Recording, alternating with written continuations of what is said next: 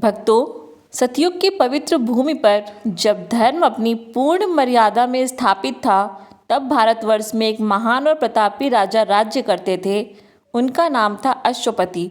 वे बड़े धर्मात्मा, दानी, प्रजा का पालन करने वाले राजा थे। उनके राज्य में सुख समृद्धि की कोई कमी नहीं थी।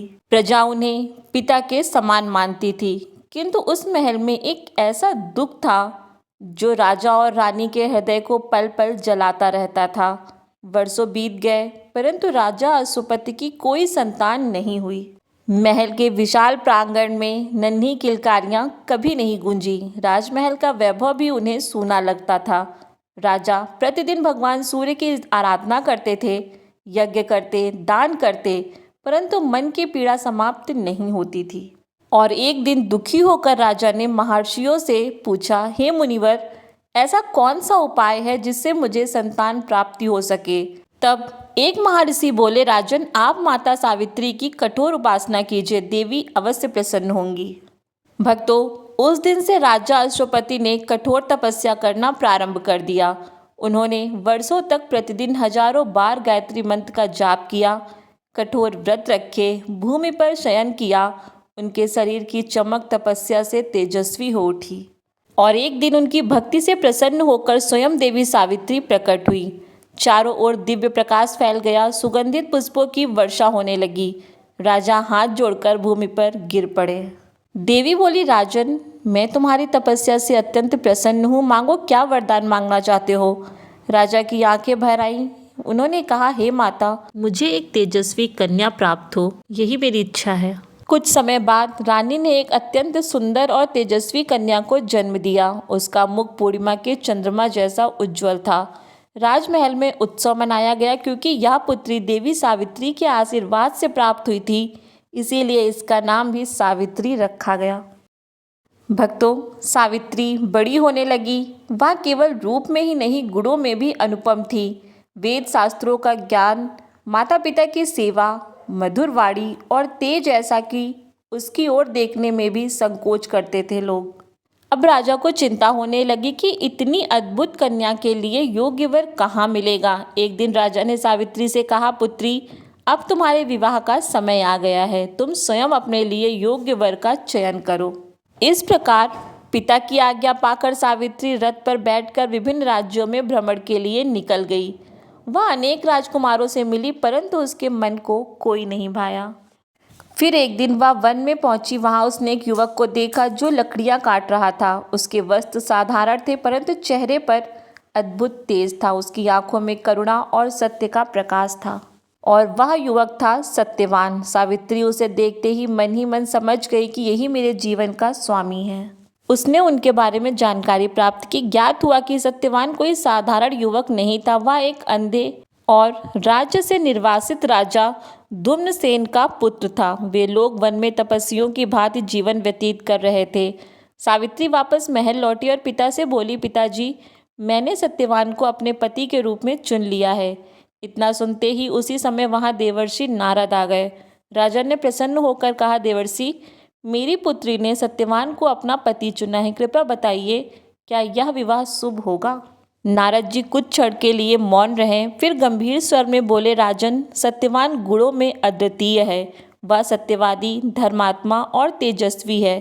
परंतु सुनकर राजा घबरा उठे। परंतु क्या देवर्षि? नारद बोले, उसकी आयु अत्यंत अल्प है। विवाह के ठीक 1 वर्ष के बाद ही उसकी मृत्यु निश्चित है। महल में सन्नाटा छा गया। राजा अश्वपति कांप उठे। पुत्री, तुम कोई दूसरा वर चुन लो। परंतु सावित्री शांत स्वर में बोली, पिताजी, आर्य कन्या केवल एक बार पति का वरण करती है।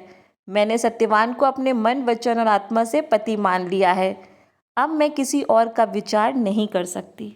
देवर्षि नारद मुस्कुराए। उन्होंने कहा, राजन, आपकी पुत्री महान पतिव्रता बनेगी। और फिर कुछ समय बाद सत्यवान और सावित्री का विवाह हो गया। भक्तों, राजमहल की राजकुमारी अब वन में साधारण जीवन जीने लगी। वह अपने सास ससुर की सेवा करती, लकड़ियां लाती, भोजन बनाती और सदैव प्रसन्न रहती।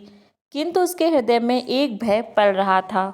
उसे नारद जी की बात बार बार याद आती थी। दिन बीतते गए और वह भयानक दिन निकट आने लगा।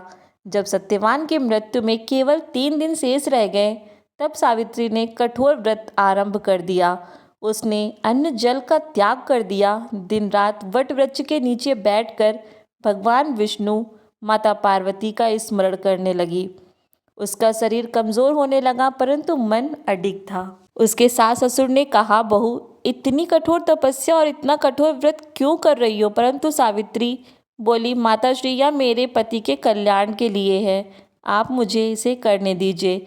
अंततः वह दिन भी आ गया। सूर्य की किरणें वन में फैल रही थी। पक्षियों का स्वर मधुर वातावरण में गूंज रहा था। सत्यवान लकड़ियां काटने वन जाने लगा। सावित्री उससे बोली, स्वामी, आज मैं आपके साथ चलूंगी। सत्यवान मुस्कुराए। वन का मार्ग कठिन है सावित्री। सावित्री ने विनम्रता से कहा, जहाँ पति वहीं पत्नी का स्थान होता है। दोनों वन में चले गए। भक्तों, कुछ समय बाद सत्यवान वृक्ष काटने लगे। अचानक उनके सिर में भयंकर पीड़ा उठी। वे दर्द से करा उठे। सावित्री, मेरा सर घूम रहा है। सावित्री तुरंत उन्हें अपनी गोद में लेकर बैठ गई। धीरे धीरे सत्यवान की सांसें मंद होने लगी और फिर वन में अचानक एक दिव्य प्रकाश प्रकट हुआ। सामने स्वयं यमराज खड़े थे। उनके हाथ में पास था। उन्होंने सत्यवान की आत्मा को शरीर से अलग किया और दक्षिण दिशा की ओर चल पड़े। सावित्री भी उनके पीछे पीछे चलने लगी। यमराज ने पीछे मुड़कर देखा और कहा, देवी, अब लौट जाओ, यह संसार का नियम है। सावित्री बोली, जहाँ मेरे पति जाएंगे वहाँ तक मैं अवश्य जाऊंगी। यमराज उनकी पवित्रता से प्रभावित हुए। उन्होंने कहा, तुम धर्म की बातें करती हो, मैं प्रसन्न हूँ। मांगो, एक वरदान मांगो, मैं तुम्हें वो सब दूंगा जो तुम चाहती हो, परंतु सत्यवान का जीवन मत मांगना। सावित्री बोली, ठीक है, मेरे अंधे सास ससुर की आंखों में ज्योति वापस आ जाए। यमराज बोले, तथास्तु। यमराज आगे बढ़ने लगे, परंतु सावित्री अभी भी पीछे पीछे चल रही थी।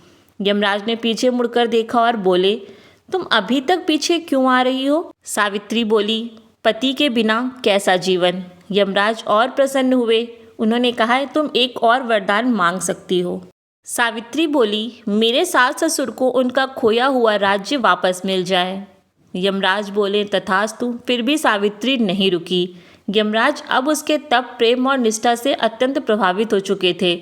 उन्होंने तीसरा वरदान देने को कहा। सावित्री बोली, मेरे पिता को 100 पुत्र प्राप्त हो। यमराज बोले, तथास्तु। यमराज आगे बढ़े, किंतु सावित्री फिर भी पीछे चलती रही।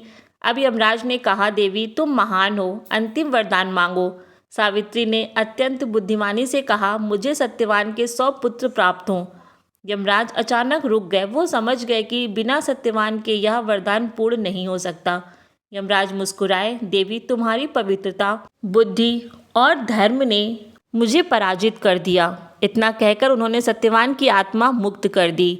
उधर वन में सत्यवान का शरीर सावित्री की गोद में पड़ा था। अचानक उनके शरीर की चेतना लौट आई।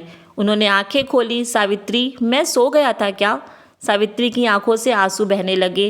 वो बोली, स्वामी, अब सब शुभ है। दोनों वापस आश्रम पहुंचे। उधर चमत्कार हो चुका था। राजा धुम्नसेन की आंखों की रोशनी वापस लौट आई। शत्रु नष्ट हो चुके थे और उनका राज्य भी वापस मिल गया था। सभी ने सावित्री की महिमा का गुणगान किया। देवताओं ने आकाश से पुष्प वर्षा की। भक्तों, कहा जाता है कि जिस वट वृक्ष के नीचे सावित्री ने तपस्या की थी, वही आगे चलकर वट सावित्री व्रत का प्रतीक बना।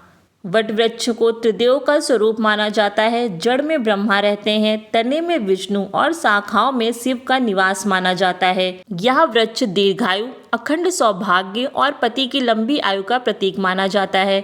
इसी कारण विवाहित स्त्रियां वट वृक्ष की पूजा करती हैं, धागा बांधती हैं और सावित्री सत्यवान की कथा भी सुनती हैं।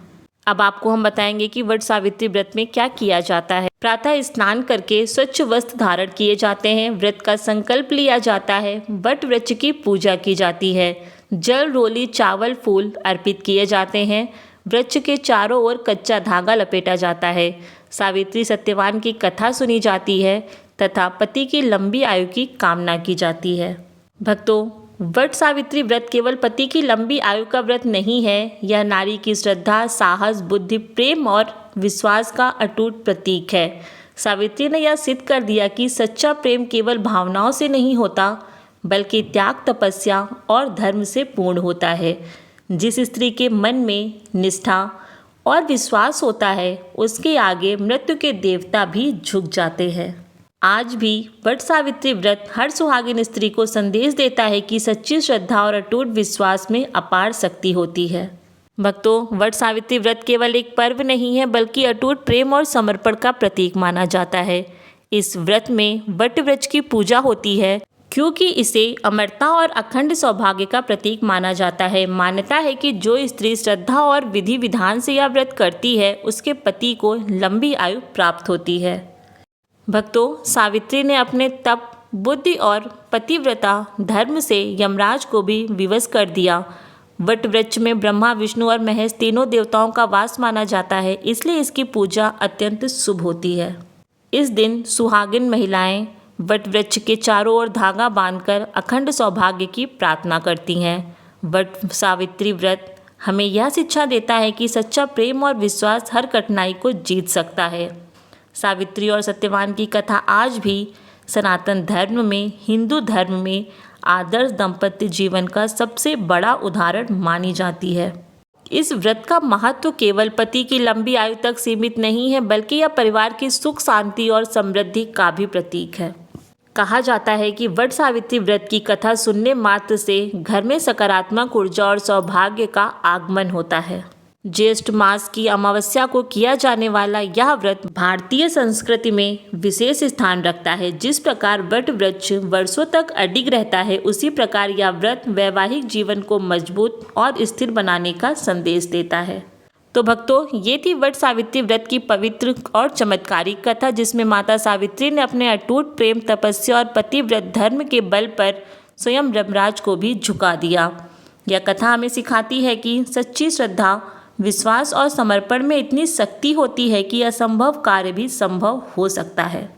अगर आपको ये पौराणिक कथा और वट सावित्री व्रत की महिमा पसंद आई हो तो वीडियो को पूरा जरूर देखिएगा और अपने परिवार तथा दोस्तों के साथ शेयर कीजिएगा ताकि वे भी इस दिव्य कथा का पुण्य प्राप्त कर सकें। वीडियो को लाइक करें, चैनल को सब्सक्राइब करें और बेल आइकन को जरूर दबाइए ताकि सनातन धर्म, व्रत, पूजा और पौराणिक कथाओं से जुड़े ऐसे ही अद्भुत और भावुक वीडियोस हम आपके लिए लाते रहें और आप तक पहुंचाते रहें। आपका एक लाइक और एक शेयर हमारे लिए बहुत बड़ा सहयोग है। फिर मिलेंगे एक नई पौराणिक कथा, रहस्यमय इतिहास और भक्ति से भरे वीडियो के साथ। तब तक के लिए धन्यवाद। जय मां सावित्री।